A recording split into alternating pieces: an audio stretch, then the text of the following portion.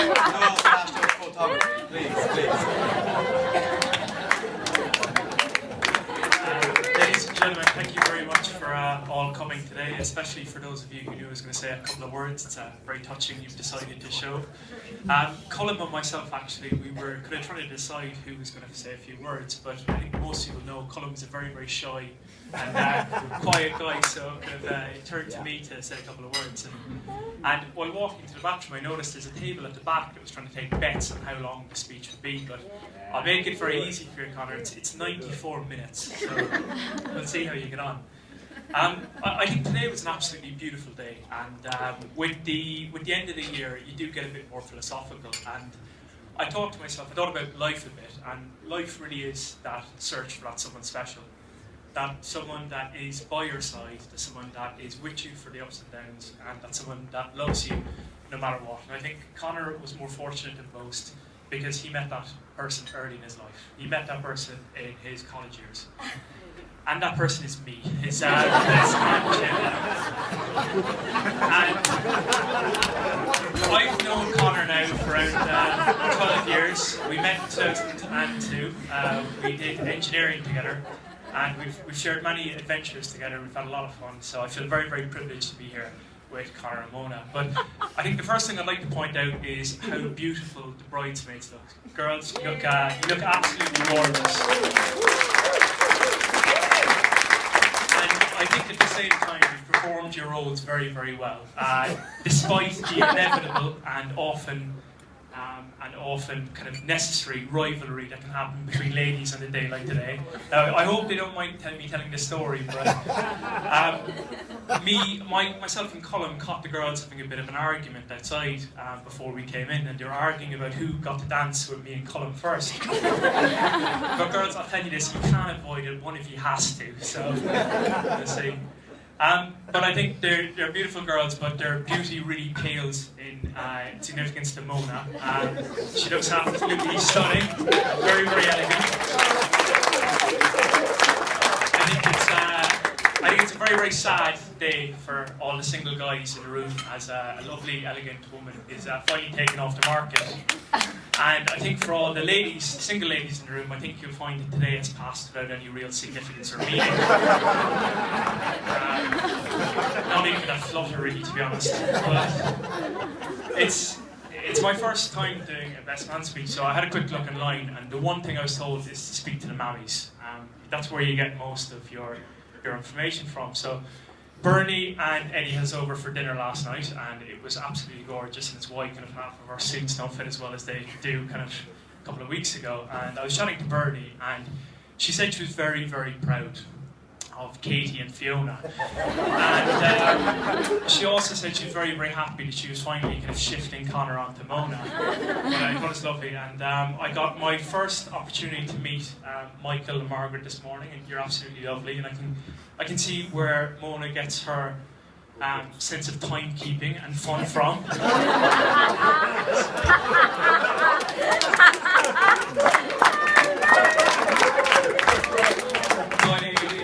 It was lovely meeting the two of you, and I think a day like today can often be a bit emotional, especially for the mother of the bride, and Margaret, because it was outside and there was a bit of a tear in her eye, and I asked her was she alright, and she said to me it wasn't that long ago she was sending Mona up to bed, or little Monesy she said, with her dummy, and I thought to myself, history is a terrible way of repeating itself.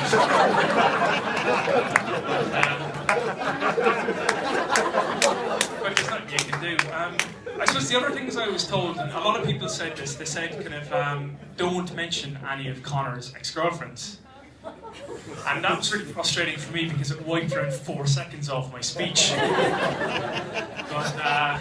I'll go on anyway. And I suppose I've only got really one story, and it's my version of Conor and Mona kind of meeting, and I call it Summer of 2004, and the Summer of Love over in San Diego. And I think you'll all notice your place names on the tables. And they're all places that Conor and Mona, we've got rings end, and they're all places Conor and Mona have lived in sin. And the first place they lived in sin was Diamond Street. And I mean, my version of the story is kind of myself, Conor and Tom we went away to America. We went away on a J1 visa, and we were looking for everything that Irish lads do at the time. We were looking for adventure, fun, and discounted Abercrombie hoodies. So we went off, and Conor's right, the bus journey was right. I was on a bus and I met 5 beautiful girls and a girl called Nikki. And they were absolutely lovely. They were actually looking for 3 handsome men, but they never turned up, so we could pay month's rent, so we moved in. And Conor told the story there about how Mona was following her. That's not true at all. I mean, Conor often tells the story and tells me that Mona was fluttering her tail feathers at him for the summer, which is absolutely not true at all. But I think you'll see with Yvonne and what she said. She said at the dinner last night that kind of I don't think Mona was interested at all. But to be honest, over time, I think she warmed to him, and it's been fantastic getting to know Mona and to them. Kind of the relationship building. They both went back to Ireland. Mona was very successful in the legal world, and Conor took a risk management role in an up-and-coming bank.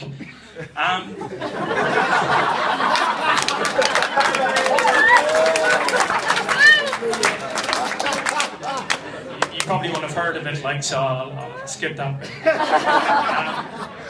But Mona, no one said, you don't have a bridesmaids up, so allow me to kind of say a couple of words about you. It's been lovely getting to know you, and I think the reason the room loves you is because of 3 reasons. I think the first thing is no matter where you walk in, you always brighten up a room. And today was no exception. I also think you've got an amazing ability to put people at ease, and that's regardless of setting or whatever the case is, and I think that's a very, very rare quality. And finally, and I think there'll be a couple of chuckles, you're probably one of the wisest people I know. As in, like, you give very, very good advice. And that's always confused me a bit, because kind of Mona equally can also be one of the daftest people I know. And I was chatting to one of her mates outside, and she mentioned that there's a lot of people, they just don't carry around change anymore. And Mona doesn't carry around money.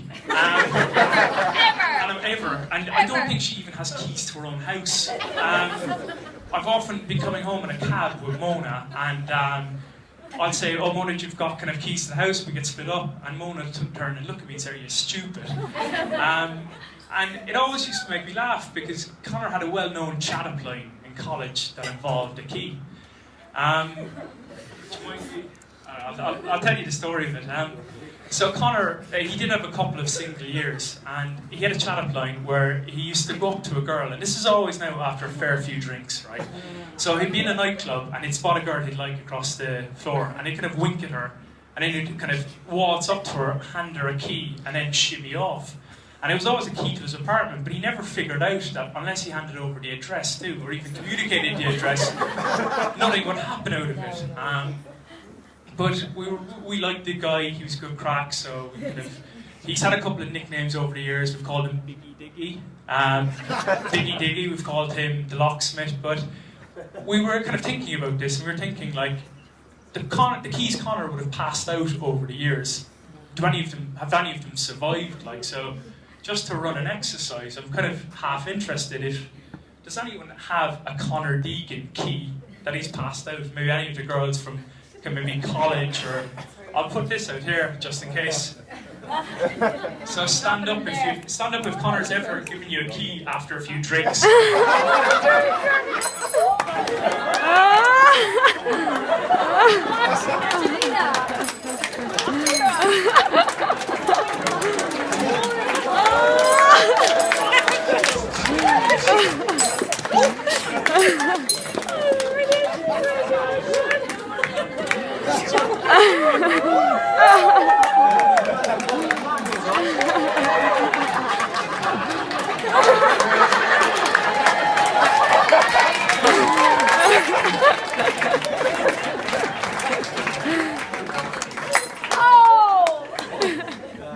I might as well give my one back too, anyway.